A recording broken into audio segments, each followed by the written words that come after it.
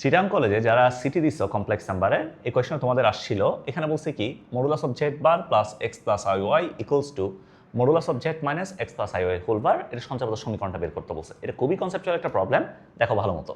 তো আমরা নর্মালি আগে কী করতাম, জেডটা আমাকে দেওয়া থাকতো এক্স প্লাস আই ওয়াই, এখান থেকে আমরা বসাই সঞ্চালিত সমীকরণটা আমরা বের করতে পারতাম, তাই না?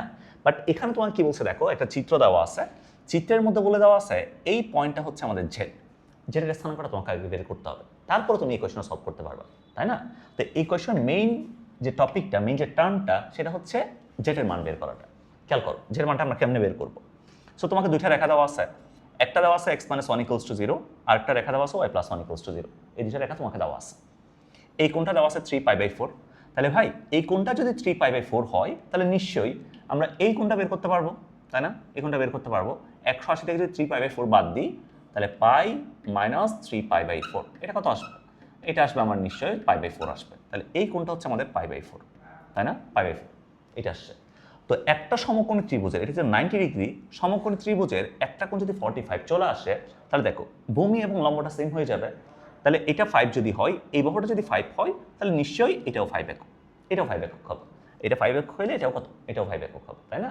আচ্ছা এবার আসো, তো স্টিল কিন্তু আমরা জেডের স্থানাঙ্ক এখানে পাই নাই, জেডের স্থানাঙ্ক কিন্তু আমরা পাই নাই, তাই না? জেডের স্থানাঙ্ক আমাকে বের করতে হবে। তো জেডের স্থানাঙ্কটা আমরা কীভাবে বের করবো এটা একটু দেখো ভালো মতো। তাহলে ভাই আমি যদি এক্স অক্ষ এবং ওয়াই অক্ষ কোথায় আছে এটা যদি আমি প্রথমে বের করি, এক্স অক্ষ এবং ওয়াই অক্ষ কোথায় আছে দেখো, এই যে রেখাটা আছে এটা x minus one equals to zero না, x minus one equals to zero না। তার মানে এই পয়েন্ট আমি যদি বের করি, দেখো এক্স ইকুয়ালস টু কত? X equals two one, x equals two one. তার মানে এই পয়েন্ট এক্স ইকুয়ালস টু কত? One, x equals two one. তাহলে এক্স অক্ষ যেটা আছে দেখো, এটা যদি, এটা হচ্ছে এই পয়েন্টটা এক্স ইকুয়ালস টু জিরো, এই পয়েন্টটা এক্স ইকুয়ালস টু ওয়ান। তাহলে আমার এই জিনিসটা এক গড় বামে শিফট করবে, বামে শিফট করবে, তাই না ভাইয়া?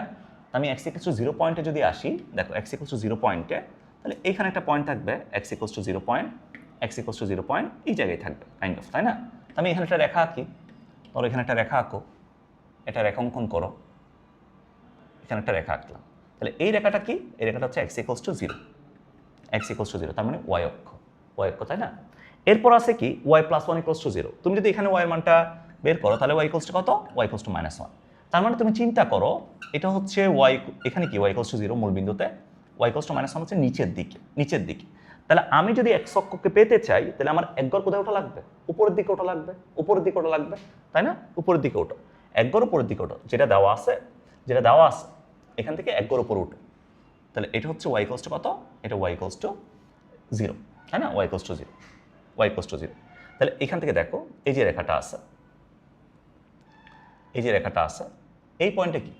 এই পয়েন্টে ওয়াই ইকুয়ালস টু জিরো, এটা হচ্ছে y equals to zero, y equals to zero, আর এটা হচ্ছে এক্স ইকুয়ালস টু জিরো।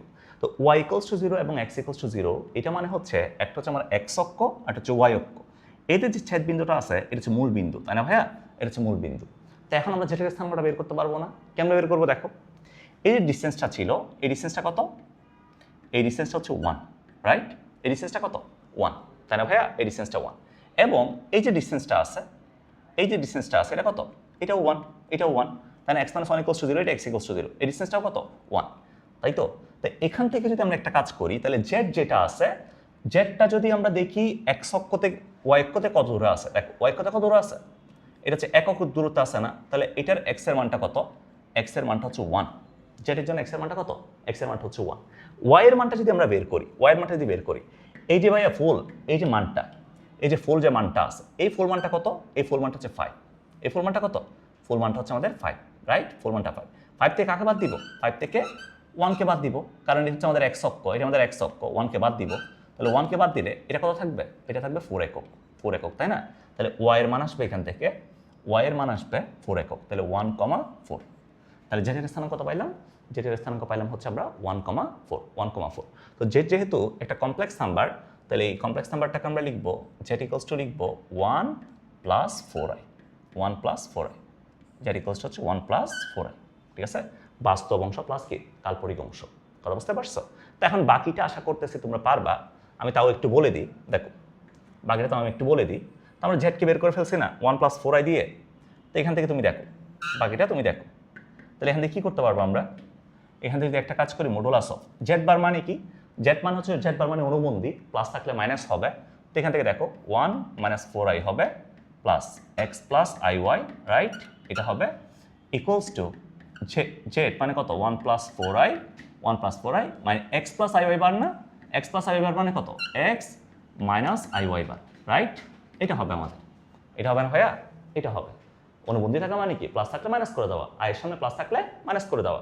তাহলে এখান থেকে আমরা লিখতে পারতেছি, এখান থেকে লিখতে পারবো 1 প্লাস এক্স, আই ছাড়াগুলোকে একসাথে করছে, এগুলোকে একসাথে করবো আমরা, প্লাস আই কমন নিলে ওয়াই মাইনাস 4, এটা লেখা যাবে ইকুয়ালস টু, এখান থেকে লিখতে পারবো 1 মাইনাস এক্স প্লাস আইকে কমন নাও, তাহলে 4 প্লাস ওয়াই, 4 প্লাস ওয়াই বা ওয়াই প্লাস 4, এটা লেখা যাবে, তাই না ভাইয়া?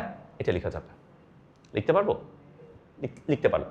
তো এখান থেকে যেহেতু মডুলাস আছে, তাহলে এই জায়গাতে লিখতে পারবো root over 1 plus x whole square plus y minus 4 whole square. Modulus মানে কি রুট ওভার বাস্তব অংশ স্কোয়ার প্লাস কাল্পনিক অংশ স্কোয়ার, তাই না? তো এটা আসছে, এটা এখান থেকে আসবে root over 1 minus x whole square plus y plus 4 whole square, এটা আসছে, তাই না ভাইয়া? সো যদি এখন আমি বর্গ করি তাহলে 1 plus x whole square plus y minus 4 whole square equals to, এখান থেকে আসবে 1 minus x whole square plus y plus 4 whole square, এটা আসবে, তাই না? এই জিনিসটা আসবে। তাহলে ভাই এখান থেকে বলো আমি কি করতে পারবো এখন? এই জিনিসটাকে আমরা কি লিখতে পারি? এখান থেকে লিখতে পারবো যদি আমি 1 মাইনাস এক্স হোল স্কোয়ারকে এই পাশে নিয়ে আসি, ওয়াই মাইনাস 4 হোল স্কোয়ার যদি ওই পাশে নিয়ে যাই, তাহলে 1 plus x whole square minus 1 minus x whole square equals to y plus 4 whole square minus y minus 4 whole square, এটা কি লেখা যাবে? এখন বলো a plus b whole square minus a minus b whole square কার formula? 4ab এর formula. তাহলে এখান থেকে লেখা যাবে 4x, এখান থেকে লেখা যাবে কত এ প্লাস বি হোল স্কোয়ার, কি এ মাইনাস বি হোল স্কোয়ার না? তাহলে 4ab, তাহলে 4 ইন্টু ওয়াই, এটা আসবে, তাই না? 4ab এর জায়গা আছে ওয়াই, বি এর জায়গা আছে 4। তাহলে এখান থেকে কে কমন যায়? এখান থেকে আমার মোকাবেলা যাবে 4 মোকাবেলা, তাহলে এখান থেকে আমাদের ফাইনালি পড়ে থাকবে x minus 4y equals to 0। তাহলে এখান থেকে যে সঞ্চার পদটা আসবে সেটা হচ্ছে x minus 4y equals to 0, ঠিক আছে? সো এটা খুবই সুন্দর কনসেপচুয়াল একটা প্রবলেম, আশা করি সবাই বুঝতে পারছে। এর যদি কারো কোনো সমস্যা থাকে একটু কমেন্ট করে জানাই। ঠিক আছে, সবাই ভালো থাকো, আজকে পর্যন্ত, আল্লাহ হাফিজ।